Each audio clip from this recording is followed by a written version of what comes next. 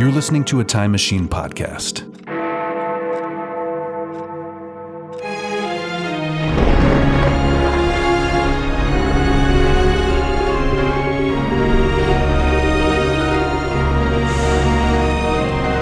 Old Movie Time Machine. An adventure through time and or space.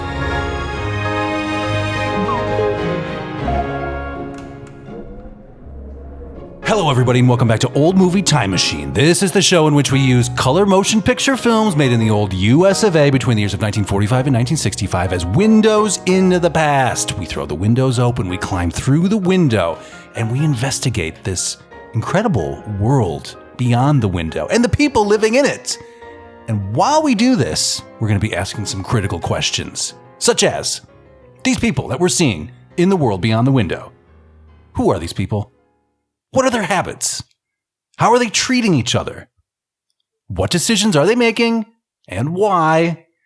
And also, of course, the most important part, what are they wearing and what do their living rooms look like? And then at the end of the show, we come back through the window to modern times and we ask the ultimate vital question on behalf of all of humanity here in the early 21st century, which is, hey guys, this movie that we just watched, we climbed through the window, we pressed play, we climbed through the window open, we went through there, we examined it, we lived there, we hung out with these people. Are we going to keep watching this thing? I mean, what the fuck are we doing here? Do we like this? Do we not like this? Is there anything of value worth preserving here? Does this give us any insight into the time and place that we were investigating? We will find out. I'm your host, by the way, through time and or space, Justin Zeppa, joined as ever by my international panel of experts at being human in the early 21st century. And also, I shouldn't neglect to say it, they need to hear it, the smartest people that I know. Starting on my right, we're at her house, Catherine's Cat Corner. Katherine Sherlock is in her house. Welcome, Katherine. Hello. Thank you for joining us. Well, thank you for being here. Well, hey, it's a pleasure. My house. Thank you for unlocking the door and letting me bring all of these wires in. I could have turned all the lights out and pretended I wasn't in. You could have, but you didn't. And I appreciate it. Don't think I don't. And to your right, who's your buddy there? Oh, Solon. Just a little kitty cat named Solon who's got little triangular cat ear headphones. Yeah, he heard his name. He's listening. He watched this movie. He's got a lot of. Look at the I think he might have slept through it actually. But. Oh, really? Well, he wouldn't be the only. I know. He's wouldn't at have been the table though. Only one, maybe. He is here. He's with us. Yeah. He has a chair pulled up at the table. And to the cat's right, you know her, you love her. You need her on a weekly basis. She is the one, the only, the singular, Shrishma Naik. Welcome back to the program, Shrishi Boo. Hi. Hi, great to see you. How's it going? Things are going pretty well. Katherine unlocked the door and allowed us to plug all this crap in. So things are swimmingly so far. Going well so far. Yes. And to your right, and also across the Atlantic Ocean, the old Briney. She's on the East Coast of the United States of America. She is my sister. She is your sister. She is the world's sister. No, that's Tia and Tamara Mori. This is the one and only Carolyn Naoroz. Hey, sis. Hey there. Welcome back to the show. Thank you for joining us at Catherine's house.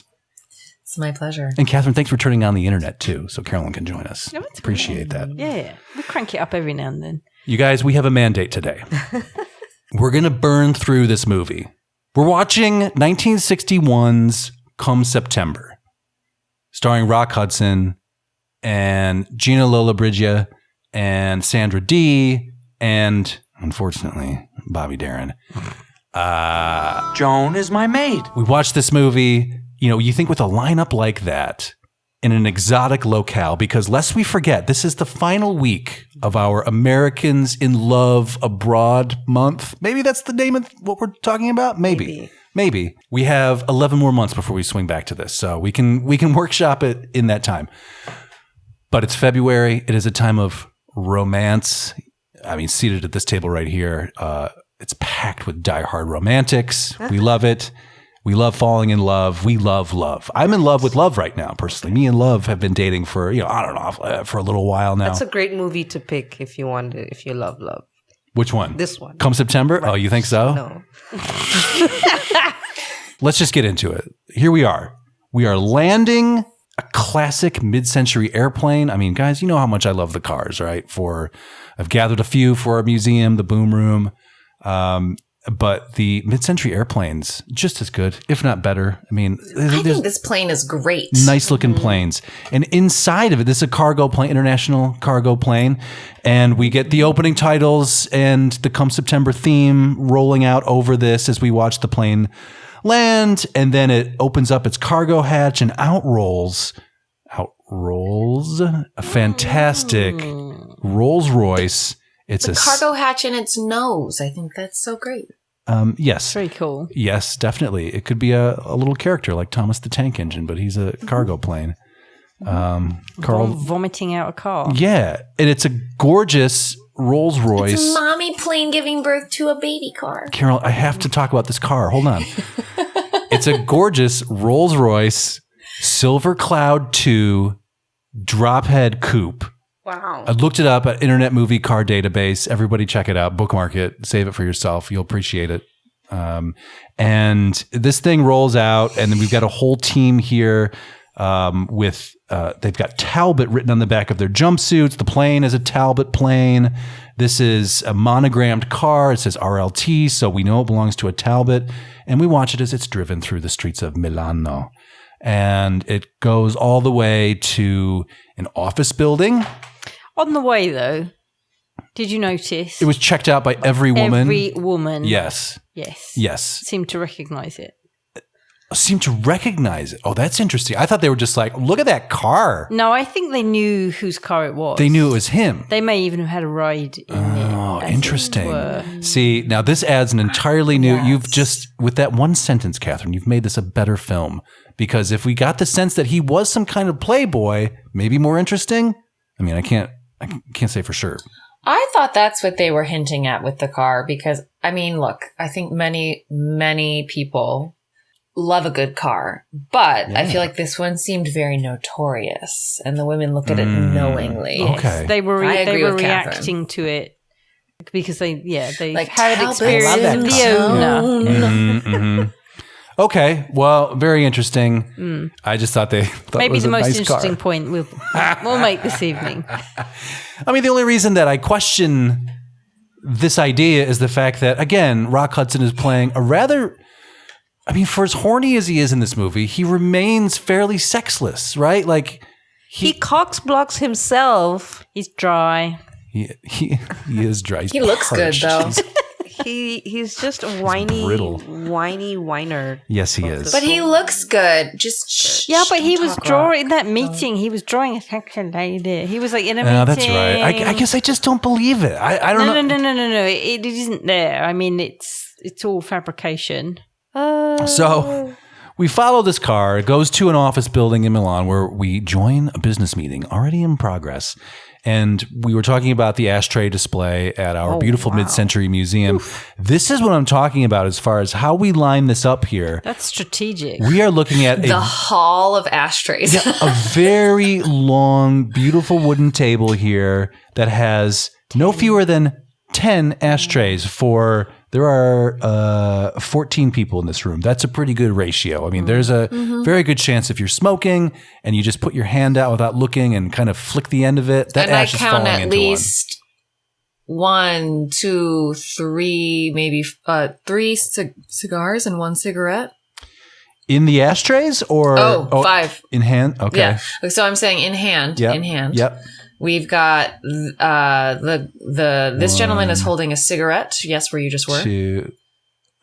This guy, but next to him in the white jacket. Go up 1. He's got some kind of. This guy here. Yeah, look what's in his hand. Is that this right here? Glasses or? No, is that a cigarette? We're all smoking here. It's either a cigarette or a pen, right? And nobody's. Well, this guy's book is open. He might be writing. This guy's writing. He's right-handed too, by the way. You are. This is the best part of the show, the visual aspect to our audio program. But we see this guy. His name is Robert Talbot, played by Rock Hudson. Very fussy man, baby, as already noted. And he is negotiating with this group of smoking Italians. And while he does that, he sketches this naked lady, Catherine, as you pointed out. And he's obviously a wealthy man of business and the owner of that fabulous Silver Cloud 2 that just rolled up outside. He is ready to go, though. He wants this business meeting to be over because he's up for a little holiday time. Mm-hmm. And here's the deal, you guys. The title of this movie is Come September, but I'll tell you what.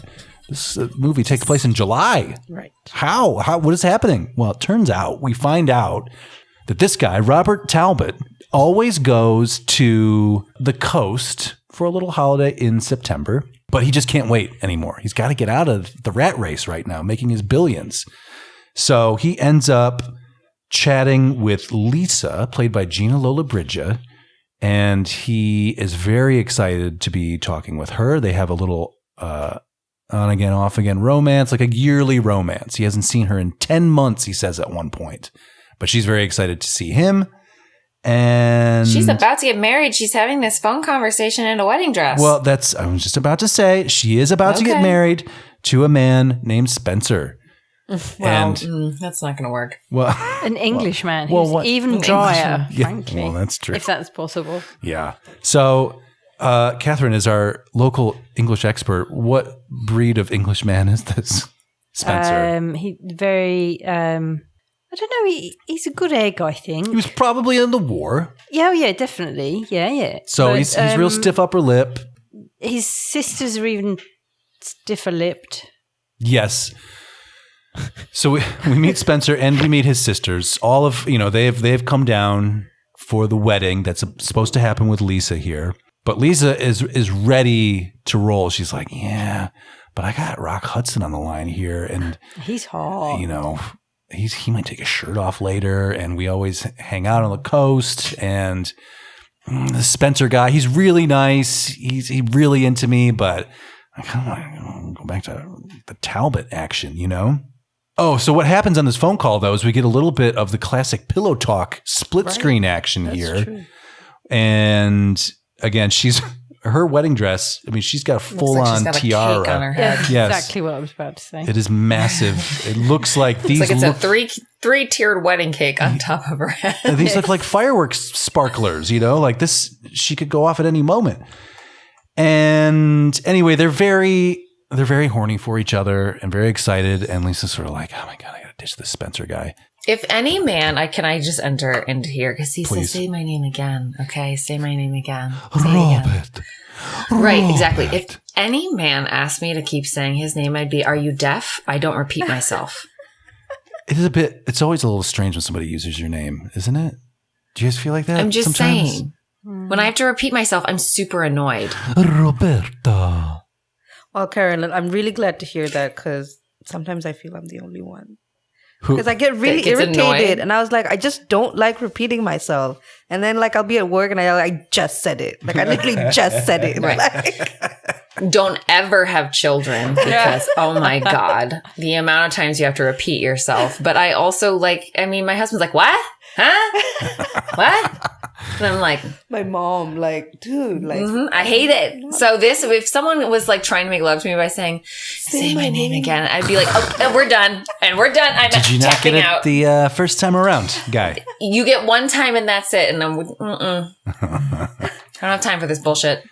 I did want to look at Lisa's room here that she's in as she prepares for her glorious wedding that's not about to happen. There's just so much Italian bric-a-brac that's just around. We've got these, we've seen this in the past, these incredible palatial spaces that are going to fill up our widescreen cinemascope and everything. And what do you do with these big spaces? We got to put a bunch of shit in them, right? You got to...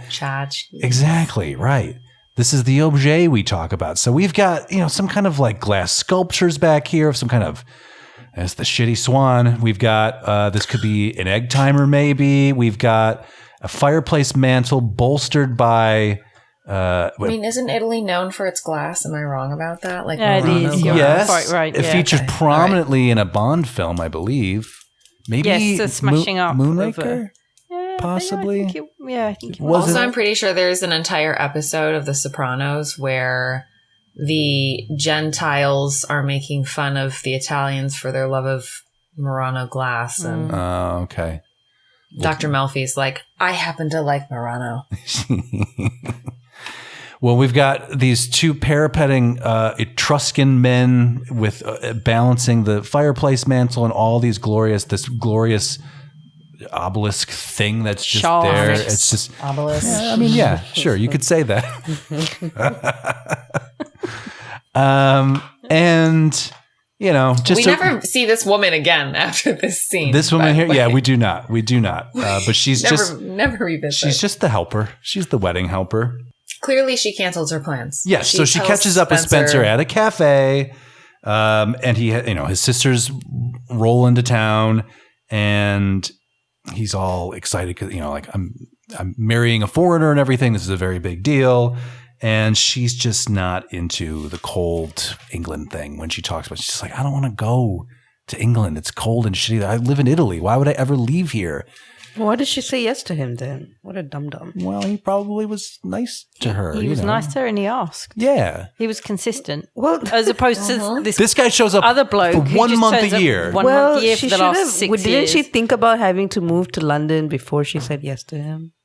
Can I tell you the things that people don't think of before they make these decisions? It's quite a few things that to anyone else, they're like, very fair. Why didn't, and I'm talking grown ass adults making these decisions. Oh, yeah. I hear you, Carolyn. I hear you. Okay. But also, I feel like she was kind of just using that as an excuse too, so she didn't have to say like, I'm boinking this other guy, this businessman, so I got to peace out. 3 boinks and a boinking. Oh, wait, that was last week. All right, so he hops in his old Rolls Royce and he starts driving to his coastal house. And while he's on the road, he gets caught behind this creaky yellow Jeep filled with early 20-something American young white men, led by the dripping melted candle figure of Bobby Darin. And we're back. Joan is my maid. This guy from That Funny Feeling.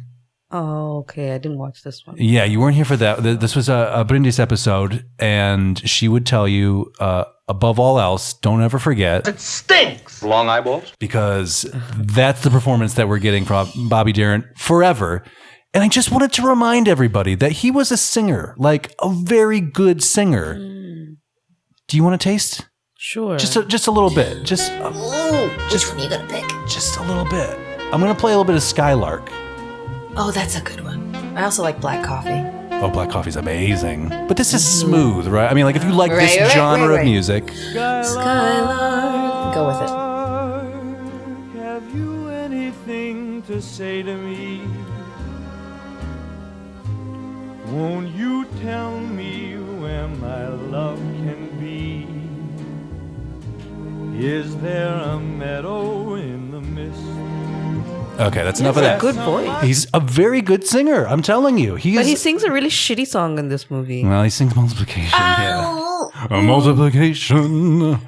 Oh yeah. I mean, it was good. There was a lot of like random math in this movie, like random math. Multiply and what did he say? What did it's something. There was a division. He wants to divide and multiply those boys. Well, and the boys we're talking about, led by Bobby Darin, of course. Long eyeball. Who is not any better in this film than he is in That Funny Feeling. The only difference is he is slightly more tolerable here because he is not the lead. I think this is his sweet spot. You bring him in, he does a song, whether you like the song or not. He can do a song, but you bring him in as like a supporting character, right? Not too much. He's there. He can play the sort of younger generation. I mean, it's so funny because this is 1961. He looks like he's 40. Yeah. He does. Yeah. He's how old was? Hold on, I want to see how old. Yeah, you find out. I mean, not that old. They're supposed to be like teenagers. Yeah. Well, they're in university. 20. He's going to be a doctor, so they're in med school. So I would say early 20s, right? Yeah. But they're acting like the beach party kids, the beach bums. Yeah. And they're in this shitty yellow Jeep, and they're kind of like he was married to Sandra Dee. Yeah, they fell in love on the making of this film. Actually, you're not the only one who did some late Googling for this one. How old is he? Oh my God, he died at the age of 37. It's tragic. Very tragic. His whole story is very sad. Honestly, he is one I actually really, really enjoyed listening to him middle school to high school because I'm weird because I also liked Frank Sinatra. Weird. But I did not know this stuff about him. I've never read Carolyn, you should really listen to our That Funny Feeling episode. We cover a lot of ground there. I'm pretty sure I did, old is but he? I should, yeah. Okay, so he was born in 36 and this came out in... Okay, so he's 25? Yeah. 25. Okay, fair enough. Seems 25. Seems like a melted candle at age 25. Would you say there's like a go-to biography on Bobby Darin in the same way that we have for Alexander Hamilton? No, Ron Chernow has not gotten around to Bobby Darin yet, nor has David McCullough. I don't think they're ever getting around to Bobby I don't think Gordon Wood has touched Bobby Darin yet, but it's only a matter of time. You can only write about the Monroe Doctrine so many times, right? But you might get the day-to-day goings-on of a Bobby Darin on your local bookshelf sooner. I feel like sooner or later. he's ripe for an HBO special. Well, there was a biopic made about him. You know about this, right? Ooh. Wasn't it with Bobby Darin? Kevin Spacey? Yeah, Kevin Spacey plays Bobby Darin, like a very deep 40-year-old, deep 40s Kevin Spacey playing like a young, dewy, late teens Bobby Darin. It's ludicrous.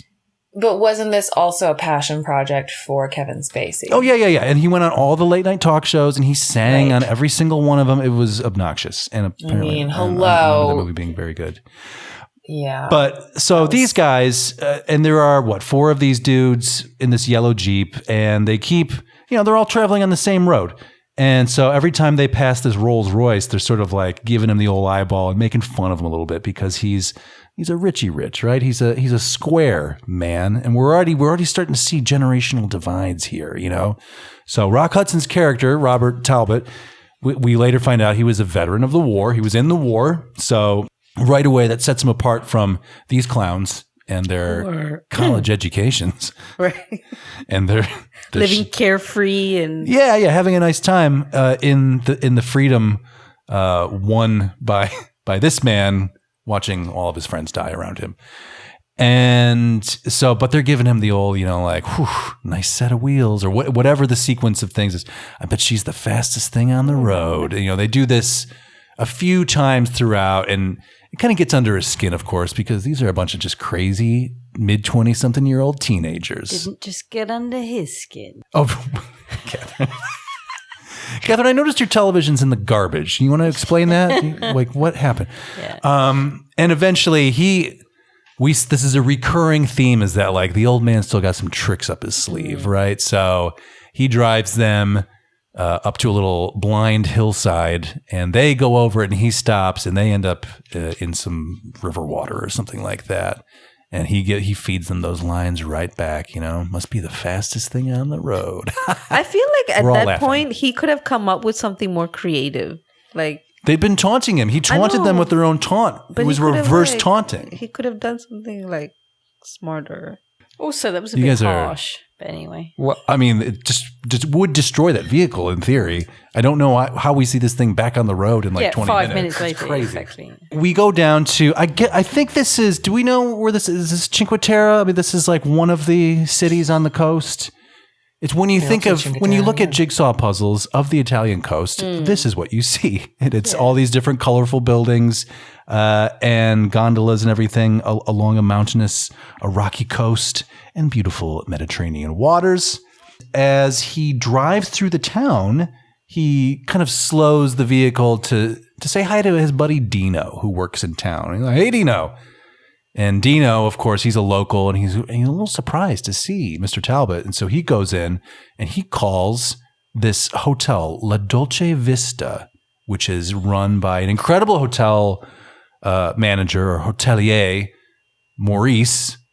And he's like, "Hey, by the way, the guy who actually owns your hotel and doesn't know it's a hotel and thinks it's still his house, he's here. I know it's not September, it's July, but just heads up, he is coming. He's got the Rolls Royce, the whole damn thing. So look out." And so we watch as our fellow Maurice, who it turns out is really just kind of like, I don't know, the head butler of this place for Mr. Talbot? The Major Domo, yes. Yeah, I mean, it is in fact not a hotel. It is in fact... It's his home. A private residence. Yes. Right. And I just want to enter here. If I owned a villa in Italy anywhere, yeah, I would be pissed if they were putting it on Airbnb and I hadn't approved it. I would be like, absolutely not. When we should point out, this film was shot almost entirely on location, a lot of outside shots, and we're seeing a glorious view of the bay here from this terrace where we've got multiple tables laid out and the blooming flowers on the trees, the blossoms, and it looks gorgeous. Like, this is an incredible spot for Mr. Talbot. I actually thought that this was better looking than 3 Coins and a Fountain, even though we did get some like fantastic footage of Rome. I agree. This is more colorful. I preferred this being shot than this being shot on location. I really felt like, okay, we're not combining a bunch of studio scenes. Yes, and it doesn't have that a few sprinkled in that flat sepia tinged, film processing. It was very. This seemed. I was like, they would. Right. Yeah. They legit have tans from being on location. Yes. And we get a lot of the local color here. But anyway, Maurice is he's a little bit older. He's kind of a funny guy. He's a little rotund, and he sends his staff off to peel off all of the hotel room door numbers. He takes down the sign in the front. He takes down the canopy. What do we call this thing? The sign, yeah. The fabric. What is it called? The awning. The sort of like, well, not an awning, but like, the sort of lining of the front door that says La Dolce Vista. He's ripping that off and chucking it in the bushes. He's running to this gorgeous terrace area and taking away all of his branded materials from the tables, all of his menus and drink lists and things like this. And they are trying to make this look like his house again. And we're all wondering what's going on here, right? So Talbot shows up at his house and he's delighted to see it and he thinks it looks great. And it's great to see Maurice. And this is where we kind of find out that he's technically the kind of like housekeeper, major domo housekeeper, and not a hotelier. So he enters his home / sometimes a hotel. He lights a smoke and he notices the matchbook says La Dolce Vista. He's like, oh, it must be new. But as he's doing his my house is a hotel smoking, who should arrive but a pack of women? And I'll tell you what, the look on his face says, I cannot deal with this. Yeah. I don't know what to make of this.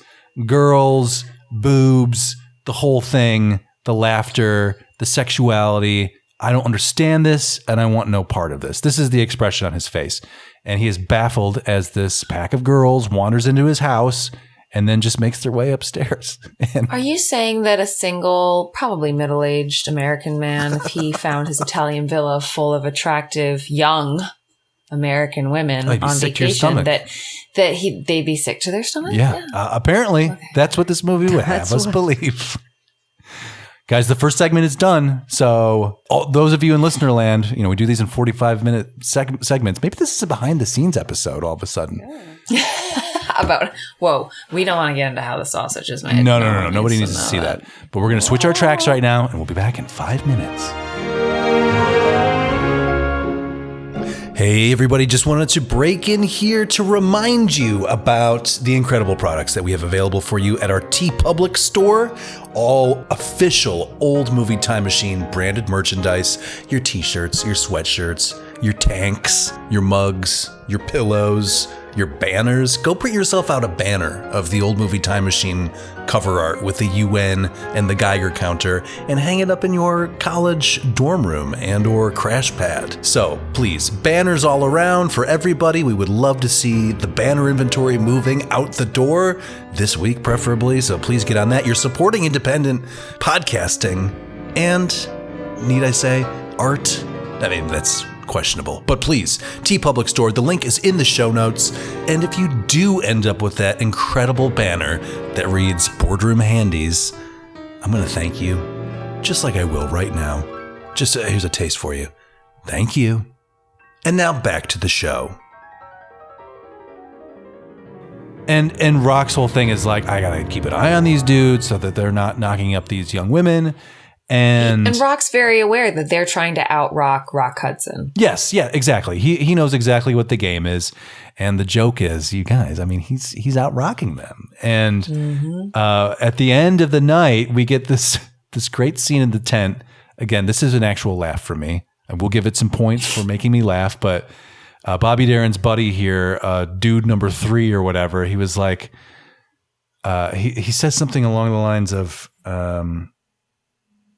when I got too tired with my scooter, he helped me carry it or something like that.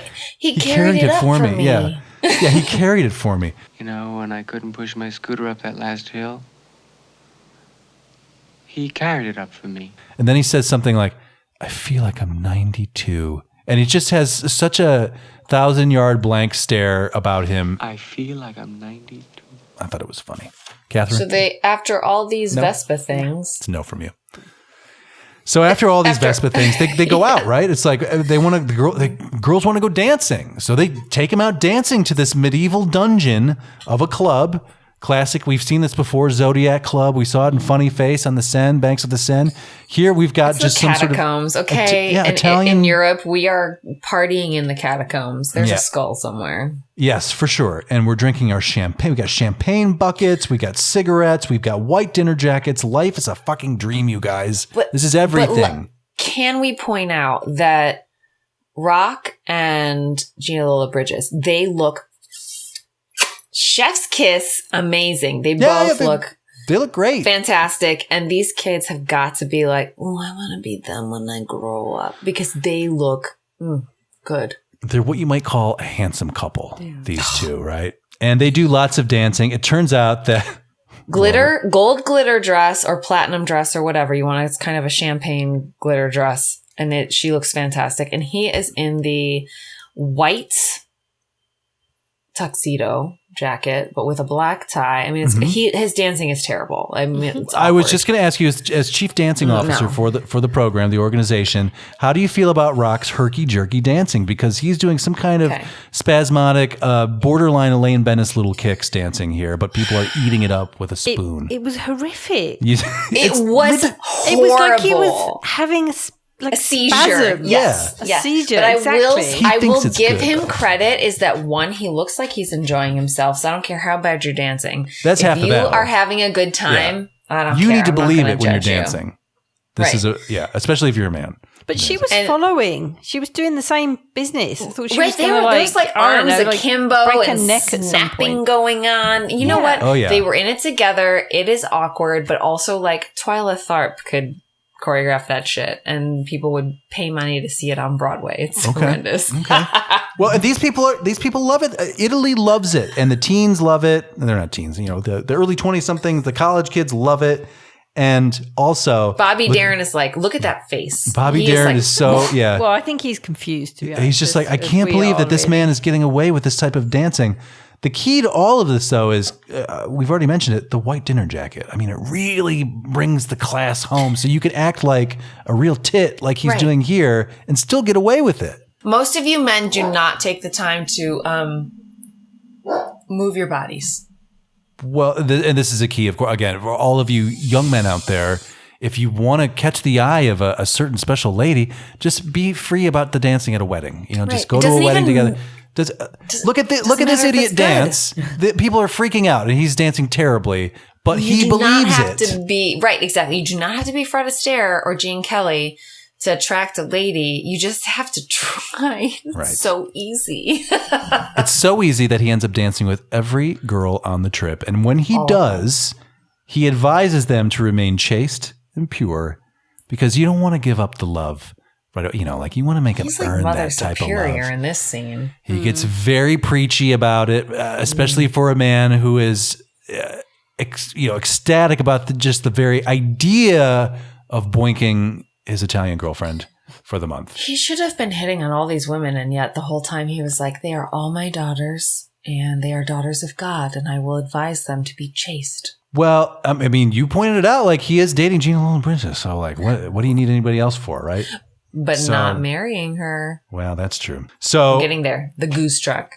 So he dances the night away with these people, and the guys are pretty burnt out by the end of it. Also, real quick, just wanted to ask the question: where are all these people keeping their suits on those little mopeds?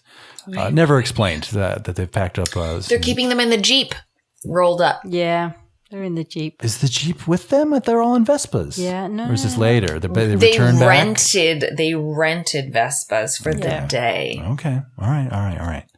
So they go back to La Dolce Vista / the Talbot Manor, and they decide, all right, final gambit here.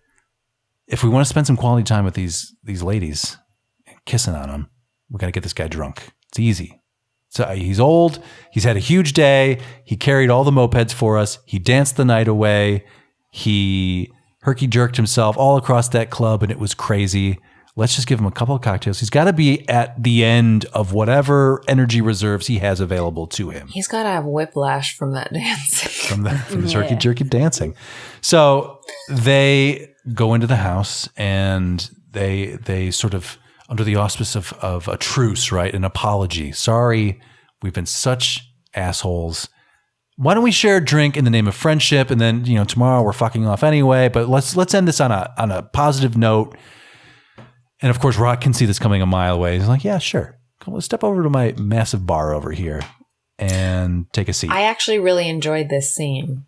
And it made me think of the Rock Hudson older gentleman that I know, that I'm married to. And if need be, they could drink their own children under the table, even though those children would be like testosteroned up, being like, oh, I'm so much more manly than you. And it's like, well, now when you're dealing with a full-grown adult, about 20 years of alcoholism that I'm probably going through, Rock Hudson. Yeah. But he's superhuman, though, so he can take it. So they do a bunch of toasts together, and they're drinking, brandy? Ugh. And they drink a lot of brandy from these snifters that have these square bases that I've never seen that before. Sherlock? What do you think? No. Chief Aesthetic Officer, yes, no? Ugly. Okay. I mean, just round it out. Like, why do a square? It doesn't make any sense. Do you feel like it's just opposing one another then with a rounded, bulbous... Yeah, I mean, it was clearly like a design choice. Yeah, it's just clunky. But I don't think it works. I don't think it's a good look. I prefer it to be rounded. Anyway, let's fast forward a little bit. A couple toasts later, and these guys are just passed out on every stick of furniture in this bar. And he is doing just fine, or so it would seem. He goes upstairs to his room to meet up with Lisa and immediately passes out because he is also hammered, but he has won the day, you guys.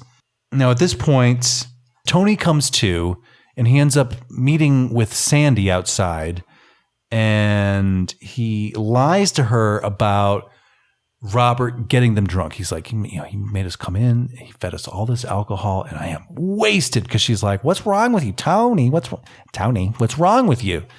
And then does he make a move here? And she ends up slapping him, and also goes inside, runs into Lisa and Robert, and is like, did you make him drink with you? And he's like, no, absolutely not. And he's like, well, and she slaps him again. She's like, well, that's for lying about the drinking too.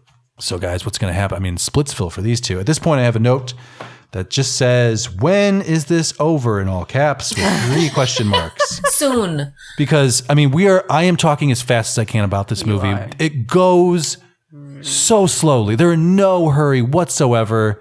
It's a leisurely pace, this film. I mean, it's an Italian vacation for you if you need it. But there's not a lot of dialogue or action. The women load up into the car in the morning, including Gina Lollobrigida. Why? We don't know. She's just like, I'm over. Well, yes, we do know. Sandy tells Lisa everything that Robert said to them when they were all dancing about purity and chastity and all this. Lisa is offended because that implies that she's a whore. And so basically that like no one would want to marry her because she gave damaged away goods. The milk Yeah, before someone bought the cow. Right. Why marry the cow when you're already having sex with it, right? Or however the saying goes.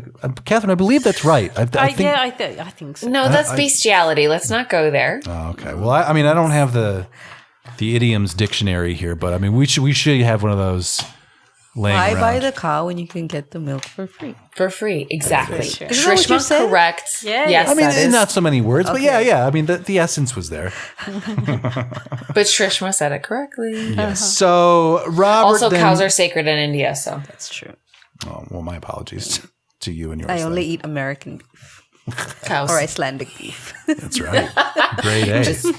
I don't think they're producing beef in India. I'm pretty sure, right? I mean, in some places, there's certain states where it's banned, but yeah, there's that makes cows. sense. They're chilling on the road.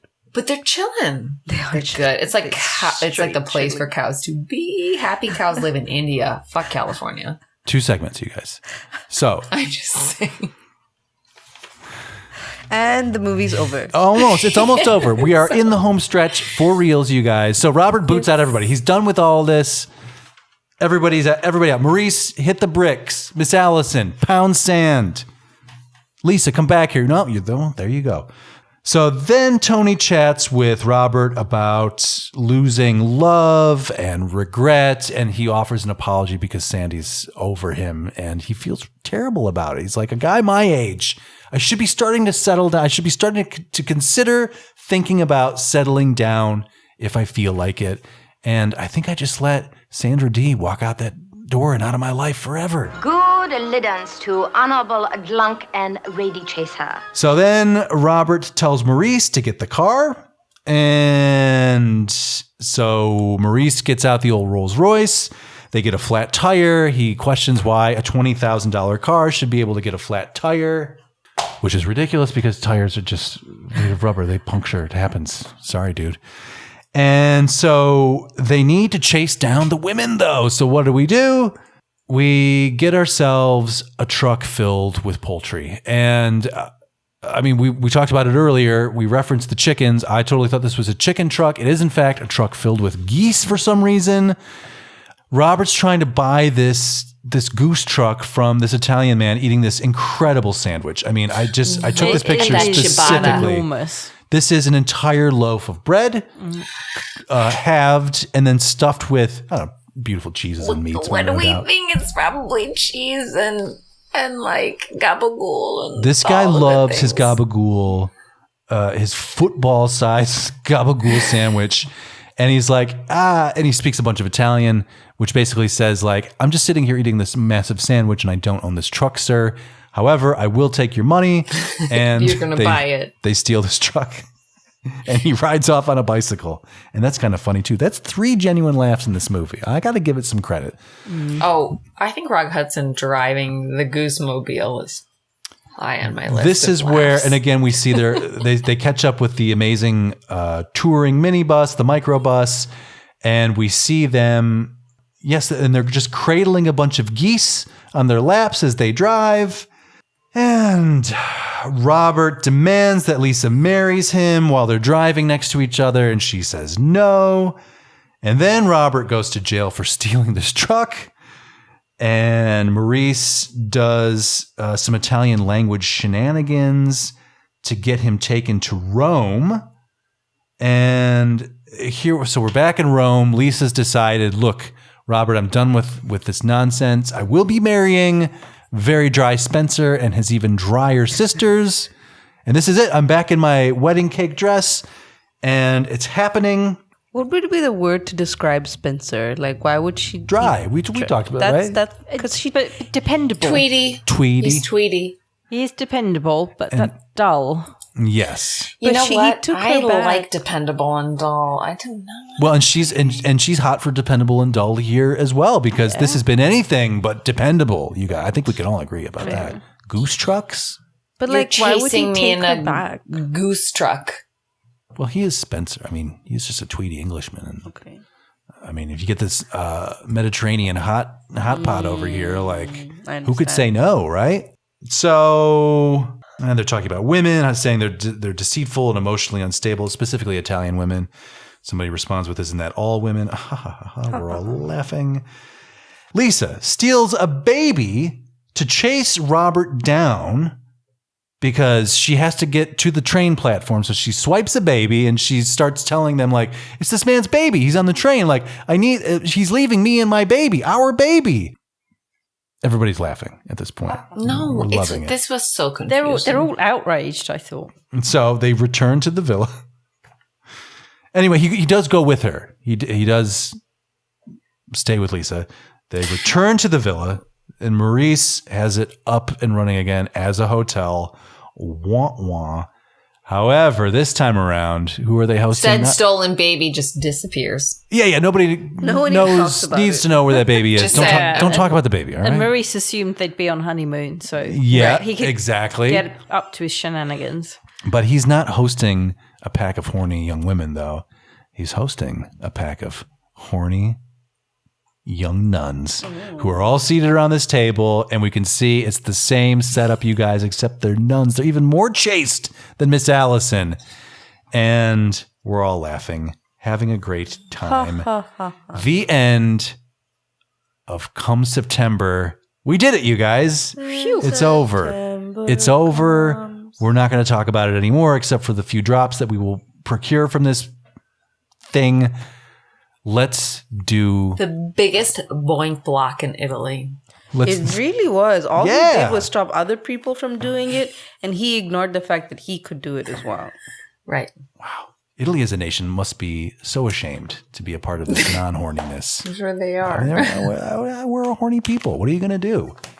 It's the heat, right? I don't know. Just saying words at this point. Let's talk about if we want to keep this or whatever the fuck the end of the program is. Katherine Sherlock, 1961. Rock Hudson, Gina Lollobrigida. Come September, do we keep watching this?